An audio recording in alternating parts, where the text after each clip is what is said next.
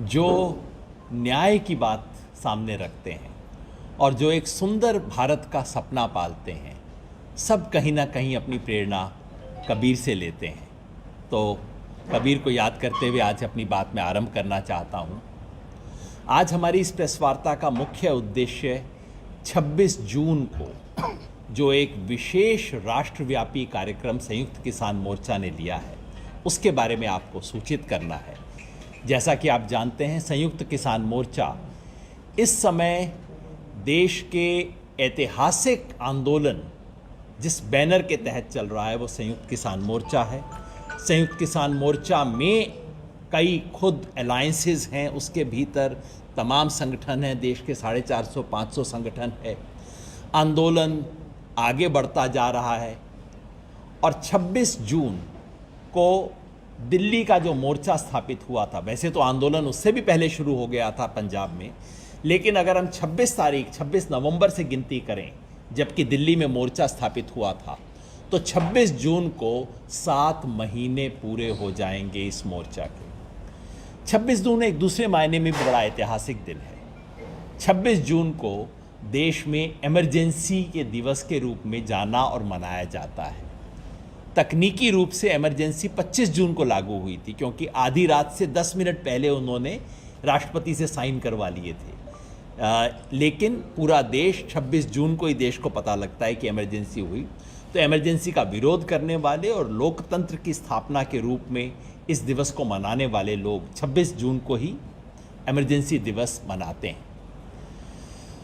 इस दिन के साथ किसान आंदोलन एक मायने में इस आंदोलन के एक नए चरण में प्रवेश कर रहा है। अब तक किसान आंदोलन को किसानों के आंदोलन के रूप में देखा गया, यानी कि जिस आंदोलन ने किसानों की मांग उठाई, किसानों के मुद्दे उठाए, 3 कानून जो सरकार ने किसानों पे लादे हैं उसके विरुद्ध ये आंदोलन रहा, और एमएसपी, किसानों को न्यायपूर्ण एमएसपी मिले, उसकी मांग के लिए आंदोलन रहा। लेकिन जैसे जैसे वक्त गुजरता जा रहा है, यह आंदोलन कुछ बड़े आकार, कुछ बड़ी जिम्मेवारियां संभाल रहा है। एक ऐसे समय में जब सत्ताधारी लोग इस देश को तोड़ने की कोशिश कर रहे हैं, बिल्कुल अंग्रेजों वाला मामला है, डिवाइड एंड रूल, कभी धर्म के नाम पे, कभी जाति के नाम पे, कभी क्षेत्र के नाम पे। ऐसे में किसान आंदोलन ने जिम्मेवारी ली है इस देश को जोड़ने की। और ये जो 26 जून का दिवस है, उससे मैं समझता हूँ ये किसान आंदोलन इस देश में लोकतंत्र को बचाने की जिम्मेवारी भी स्वीकार कर रहा है। इसीलिए हम कह रहे हैं इसे खेती बचाओ, लोकतंत्र बचाओ। इस नारे के साथ संयुक्त किसान मोर्चा ने कॉल दिया है कि पूरे देश में किसान गवर्नर के माध्यम से राष्ट्रपति को एक रोष पत्र देंगे। पूरे देश में गवर्नर हाउस में जाएंगे, हरियाणा में भी सब तरफ गवर्नर हाउस में जाएंगे, और उसके जरिए देश के राष्ट्रपति को किसान का रोष, उसका दुख, उसकी पीड़ा हम इस देश के मुखिया तक पहुंचाना चाहते हैं। हम इस बात को दर्ज कर रहे हैं कि ये जो आंदोलन है, ये आंदोलन खुद अब एक मिसाल बन गया है कि इस देश में लोकतंत्र की हत्या कैसे की जा रही है। कानून जो उस पक्ष से बिना पूछे बनाए गए, जिसके बारे में कानून थे, बिना राय किए बनाए गए। किसान विरोध कर रहे हैं, उनके सर के ऊपर मढ़े गए। किसान अपना शांतिपूर्वक लोकतांत्रिक विरोध करने आ रहे थे, उन पे आंसू गैस, उनके ऊपर वाटर कैनन, सड़क पे कीलें, सड़क को तोड़ा, पत्थर लगाए, झूठे मुकदमे बनाए, जेल के अंदर डाला। ये सब किसानों के साथ हुआ है। लेकिन सिर्फ किसानों के साथ नहीं हुआ, आज देश में मजदूर के साथ यही हो रहा है। वो मजदूर जो 4 लेबर कोड के विरुद्ध अपना संघर्ष कर रहे हैं, उनके साथ भी यही अलोकतांत्रिक काम हो रहे हैं। विद्यार्थी युवा के आंदोलन के खिलाफ भी यही हो रहा है। दलित, अल्पसंख्यक, महिला आंदोलन, सबके विरुद्ध इसी तरह का दमन चल रहा है।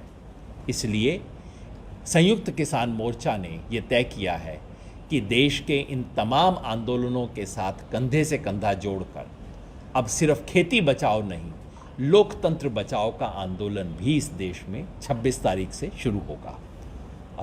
उसके बारे में बाकी जानकारी हमारे बाकी साथी देंगे। मैं सत्यवान जी से रिक्वेस्ट करूंगा कि वो आज मोदी सरकार और उसके साथ साथ खट्टर सरकार थोड़ा सा कैमरा थोड़ा मोड़ रहे हैं।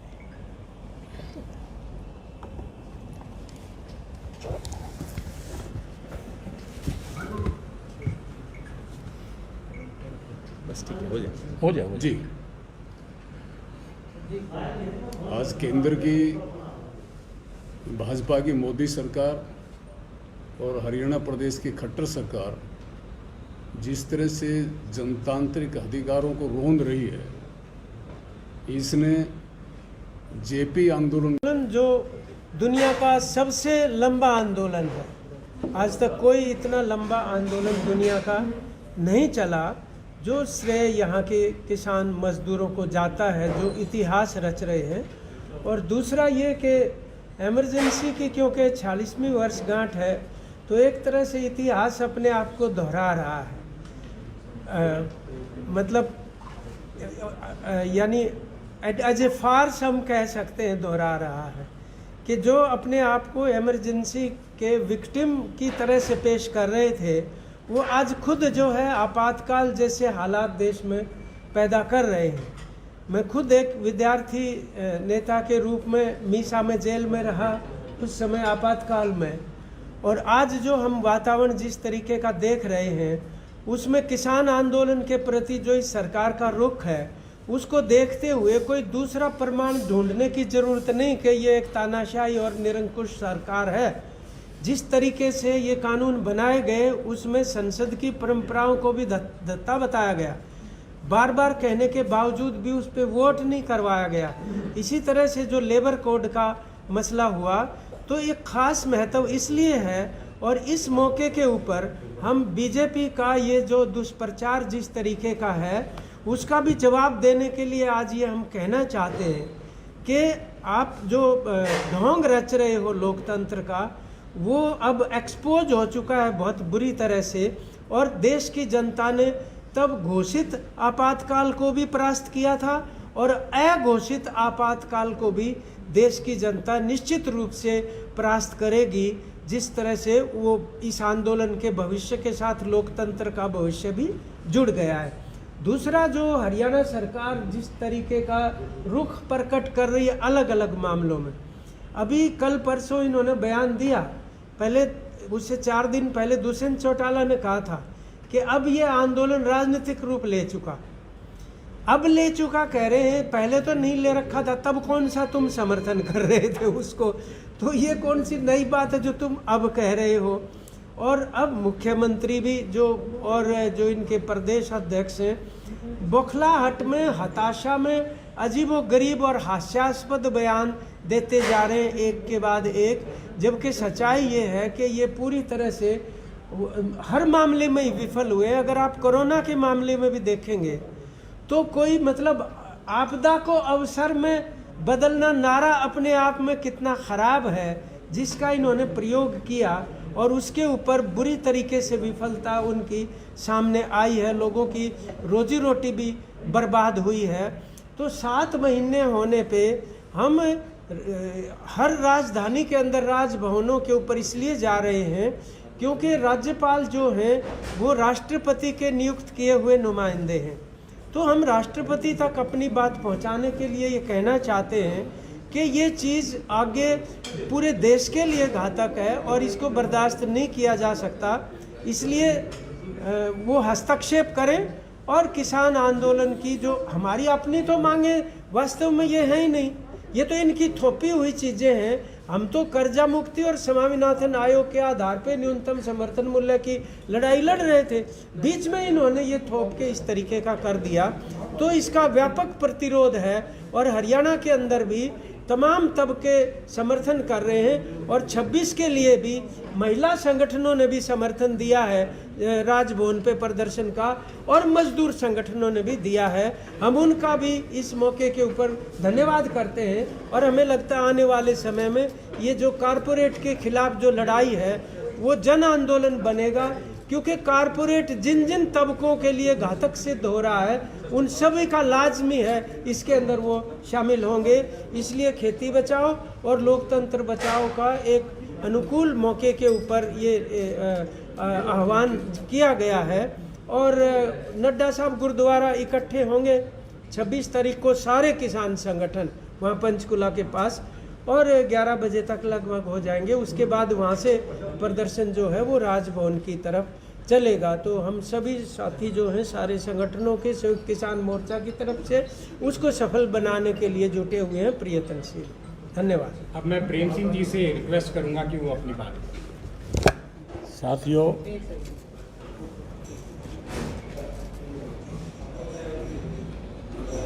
ये कहानी तो आप देख रहे हैं कि 2014 से शुरू हो गई।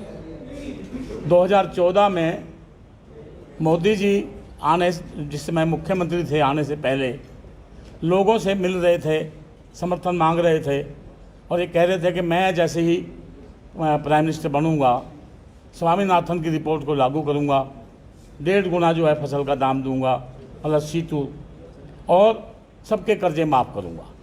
ये लड़ाई हमने पूरे देश में फैलाई थी और लगातार इस लड़ाई को हम लड़ते चले आ रहे थे। इधर पंजाब के लोग अपनी लड़ाई को लड़ रहे थे और देखा क्या कि ये आदमी रुका नहीं। ये एक ऐसे घोड़ों के रथ पे बैठा हुआ था कि देश को रोनता चला जा रहा था। क्या अपनी मनमर्जी से नोटबंदी इसने किया, जिसका बहुत बड़ा नुकसान हुआ, काफ़ी लोग मारे गए। उसके बाद जीएसटी में इसने लोगों को रुलाया। लगातार ये इस काम को करता रहा। इसने अब अंत में आकर के हम देख रहे हैं कि ये 3 काले कानून जो लागू किए, और ये 3 काले कानून पूरे देश के लिए एक ऐसा फरमान था कि इसमें केवल किसान नहीं, मैं तो ये कहता हूँ कि 99% आदमियों की लड़ाई ये बनी है। और इन किसानों ने इसके घोड़े की जो है लगाम कस के ऐसे पकड़ रही है कि अब ये इसके आगे जो है इस देश को रोकने में कामयाब इसको नहीं होने देंगे। साथियों, आज हम जो एक प्रजातंत्री तरीके से भी मांग कर रहे हैं कि भाई देखिए, राष्ट्रपति को भी हम कह रहे हैं कि आप इसमें हस्तक्षेप कीजिए और ये 3 काले कानून जो देश के जो है लिए फांसी बन गए हैं इनको वापस कीजिए।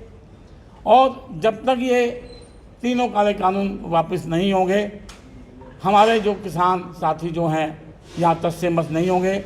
चाहे ये आंदोलन हमें कितना ही लंबा क्यों ना खींचना पड़े, इस आंदोलन के लिए हम तैयार हैं। और ये आंदोलन, मैंने जैसे पहले बताया कि 99% लोगों का आंदोलन बन चुका है। हमें भरपूर समर्थन है, हरियाणा में भी हमें लोगों का समर्थन है, हमें पूरे देश से समर्थन है और हम जरूर इसमें कामयाब होंगे। और इसमें जो 26 जून को मैं आप लोगों से भी निवेदन करूंगा कि इसके किसानों की बात को बढ़ चढ़ करके आप आगे इसको उठाएं। धन्यवाद। धन्यवाद सर। मैं अब चंचल नांदल जी से रिक्वेस्ट करूंगा कि वो अपनी बात रखें और उसके बाद आप प्रश्न उत्तर का सेशन शुरू कर सकते। नमस्कार जी सब पत्रकार बंधुओं को। आप सब जानते ही हैं, योगेंद्र जी, 7 महीने हो गए हैं, सरकार से बातचीत नहीं हुई है। सरकार कह रही है कि एक कॉल दूर, अभी तक कॉल आया क्या? सरकार कह रही है एक कॉल नहीं आया। एक कॉल सर, वो दूर है। ये डायलॉग हमने 3-4 महीने पहले सुना था कि बस किसानों के लिए, किसानों से वार्ता बस एक टेलीफोन कॉल की दूरी है। वो नंबर का इंतजार कर रहे हैं। आप पत्रकार लोगो, आपके पास आ गया हो तो बता देना जी वो नंबर आया हो तो। अभी तक तो वो कॉल आया नहीं है। कृषि मंत्री कहते हैं मैं आधी रात को बात करने को तैयार हूं, बशर्ते, और ब्रैकेट में लिखा है, बशर्ते के किसान 3 कानूनों को रद्द करने की बात छोड़ दें। तो आधी बात करूंगा, आधी रात को करूंगा और आधी बात करूंगा। मैं कहा भाई दिन में कर लो और पूरी बात कर लो। वो तैयार नहीं है। सच बात यह है कि सरकार की नीयत नहीं है। सच बात यह है कि सरकार आज भी इस घमंड में है कि इस आंदोलन को तोड़ सकती है, इस आंदोलन को थका सकती है, इस आंदोलन को किसी ना किसी तरीके से नष्ट कर सकती है। रोज इसके हथकंडे हो रहे हैं। जिन लोगों ने किसान आंदोलन का समर्थन किया गोल्डन हट वाला केस आपको पता होगा। एक ढाबे वाले साथी ने, राम सिंह राणा जी ने किसान आंदोलन का समर्थन किया, आउट ऑफ द वे जाके समर्थन किया। उसे लगा कि हाँ मैं भी आता तो किसान परिवार से। तो अब क्या किया है, उसके ढाबे के आगे पत्थर लगा दिए ताकि कोई उसके ढाबे में ना आ सके। हर तरीके से परेशान करने की कोशिश की जा रही है। तो सरकार अपने इन तमाम हथकंडों पे उतरी हुई है, लेकिन ये आंदोलन इन चीज़ों से विचलित होने वाला नहीं है। 7 महीने हो गए हैं जिस संयुक्त किसान मोर्चा के बैनर तले जिन 450-500 संगठनों ने शुरू किया था ये आंदोलन, उनमें से एक भी नहीं टूटा है आज तक। बड़ी कोशिश कर ली है। तो मेरा तो मानना है कि सरकार इस बातचीत में जितना देरी कर रही है उतना ही ये उनके लिए महंगा सौदा बनता जा रहा है। आज से 6 महीना पहले निपटा लेते तो सस्ते में छुट जाते। देर कर रहे हैं, उतना ही महंगा सौदा होता जा रहा है। तो प्रधानमंत्री तय कर लें उनको कितना महंगा सौदा पसंद है, वैसा कर लेंगे। समाधान क्या है? समाधान लोकतंत्र में ये है कि सत्ता जनता के सामने सर झुकाना सीखे। जो नेता जनता के सामने सर झुकाता है वो छोटा नहीं होता, बड़ा होता है। लेकिन दुर्भाग्य ये है कि अहंकारी तानाशाह नेताओं को ये बात समझ नहीं आती है, और जब बुरे दिन आते हैं नेताओं के तो मति थोड़ा सा जवाब दे जाती है। समाधान यही है कि किसानों की जो न्यूनतम मांग है, किसान क्या मांग रहे हैं? किसान कह रहे हैं भाई ये जो मुसीबत जो तुमने मेरे सर पे डाली है मैंने कभी मांगी नहीं, ये तुम वापस ले लो। भाई आप मेरे को गिफ्ट दो, मैं कहूँ नहीं मेरे को गिफ्ट नहीं चाहिए। समाधान क्या है कि आप अपनी गिफ्ट अपने पास ले लो। समाधान ये तो नहीं हो सकता कि आधी ले लो आधी ना लो। और किसान कह रहे हैं कि आप हमें एमएसपी की लीगल गारंटी दो, जो खुद मोदी जी ने 2011 में चिट्ठी लिख के प्रधानमंत्री से मांगी थी।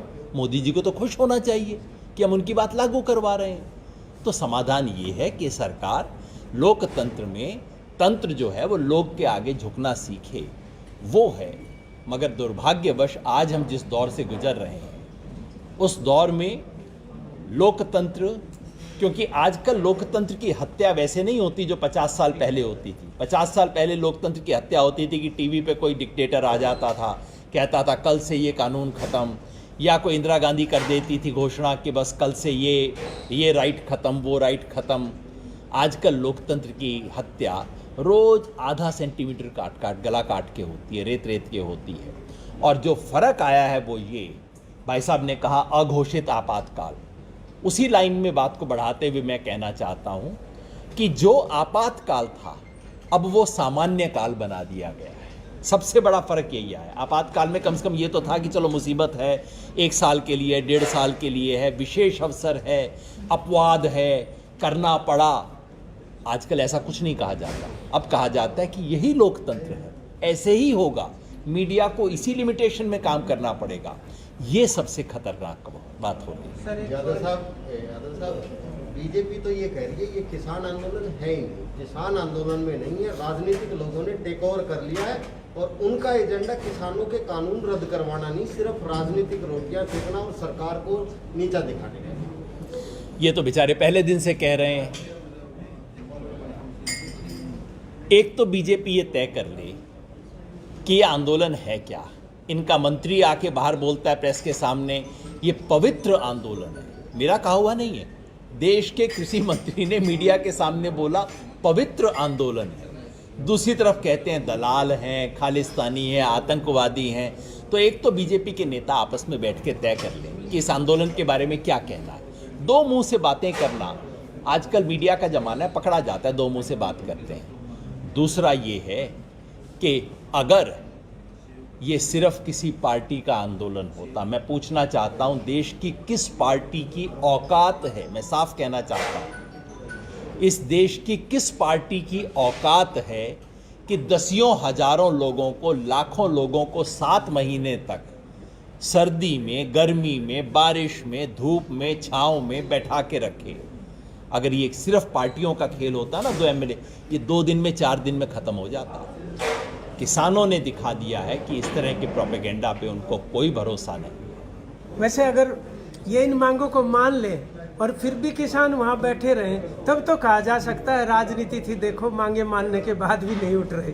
एक यादव साहब, जिस तरीके से आंदोलन चल रहा है टीकरी बॉर्डर और कुंडली बॉर्डर पूरी तरीके से जाम है, वहाँ के लोगों में, जो आम लोगों में कहीं ना कहीं अब थोड़ा बहुत गुस्सा किसान आंदोलन के प्रति देखने को मिल रहा है। पंचायतें हो रही हैं क्योंकि दोनों जगह इंडस्ट्रियल हब है, इंडस्ट्री के लोग भी ये कह रहे हैं कि हमारे काम धंधे चौपट हो गए हैं। तो अब ऐसे में आप लोगों के खिलाफ भी कुछ सवाल हो। भाई सबसे पहले तो मैं कहना चाहता हूँ, अपना Kundli Singhu border, Tikri border, Ghazipur border, Shahjahanpur border, Dhansa border, वहाँ के नज़दीक के ग्रामवासियों ने जितना धीरज दिखाया है, जितना स्नेह दिखाया है, उसके लिए तो हम जिंदगी भर के लिए ऋणी हैं।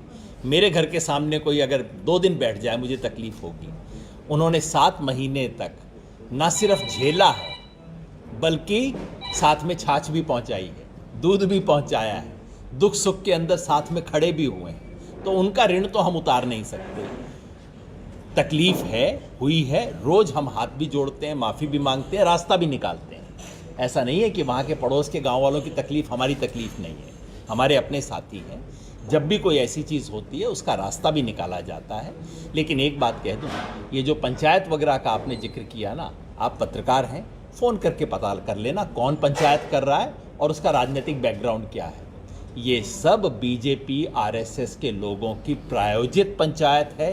करने वाला व्यक्ति उस इलाके का नहीं है, बाहर से आया है, वो करवा रहा है आयोजित उसको। वहाँ के स्थानीय खाप कह रही हैं कि नहीं हमें तुम यहाँ से फूट। तो मैं तो फिर वहाँ के स्थानीय लोगों का, स्थानीय ग्रामीणों का फिर धन्यवाद करता हूँ, कृतज्ञता व्यक्त करता हूँ। और तकलीफ़ तो ज़रूर होती होगी, इसके लिए हाथ जोड़ के माफ़ी मांगते हैं। और कोई रास्ता हमने आज तक निकाला है, हर रोज़ डेलीगेशन आते हैं, हर रोज़ हम समस्या का समाधान करते हैं, क्योंकि उनकी समस्या हमारी समस्या है। हाईवे खोलने के लिए तैयार हैं आप? जो हमने बंद ही नहीं कर रखा, हाईवे सरकार ने कर रखा है बंद। ये तो आप जान रहे हैं किसने बंद किया भाई।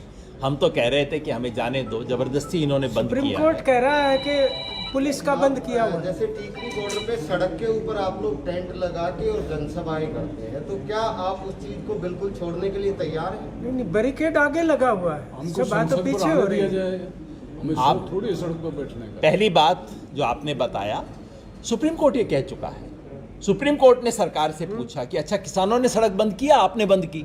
सरकार के वकील अटॉर्नी जनरल के पास जवाब नहीं था, क्योंकि सच ये है कि सरकार ने बंद की है सड़क। आप खोल दीजिए, हमें अंदर आने दीजिए। हम तो अपनी जनता की आवाज़ पहुंचाने के लिए अपने देश की संसद में आना चाहते थे, संसद के सामने आके, राष्ट्रपति भवन के सामने आके, दिल्ली के अंदर आके अपनी आवाज़ उठाना चाहते थे। नहीं करने दिया, रोका है रास्ता। और ऐसा नहीं है कि रोकने से दिल्ली से रोहतक आना बंद हो गया। दिल्ली से रोहतक आते हैं 20 मिनट एक्स्ट्रा लग जाता है, जिसके लिए हमें ज़रूर बहुत बुरा खुद महसूस होता है। तो बार बार इन सब चीज़ों का दोष किसान आंदोलन पे डालना मुझे बड़ा विचित्र लगता है। किसानों को कोई शौक़ नहीं है सड़क के ऊपर बैठने का। आप खुद 2 दिन वहाँ पे रह लो, आपको लगेगा ना भाई तीसरा दिन तो नहीं गुजरेगा। शौक़ नहीं है। सरकार जल्द से जल्द हमारी समस्याओं का, हमारी मांग को स्वीकार करे, और उसके बाद अगर हम 3 दिन से फालतू टिक जाएं तो आप हमारा गला पकड़ लेना कि भाई तुम ज़बरदस्ती, देखो अब तुम्हें तो शौक़ हो गया, तुम्हें तो मज़ा आने लग गया सड़क पे बैठने का। वो हो तो बताइएगा। मैं समझता हूँ प्रश्न बिल्कुल सच्चा है, प्रश्न बिल्कुल सही है, समस्याएं बिल्कुल वाजिब हैं, लेकिन रॉन्ग नंबर डायल कर रहे हैं आप। दरअसल वो नॉर्थ ब्लॉक वाला नंबर डायल होना चाहिए। जो आंदोलन जब चल रहा है, जब से शुरू हुआ, इसके दौरान कुछ ऐसे इंसिडेंट हुए जैसे वो गैंगरेप वाला केस हुआ, फिर एक व्यक्ति को जिंदा जला दिया गया। तो उसको इस तरह के जो मामले हुए हैं उसके बारे में आपका क्या कहना है? और उसका जो एलिगेशन है वो जो प्रोटेस्टर्स के ऊपर लगाया गया है।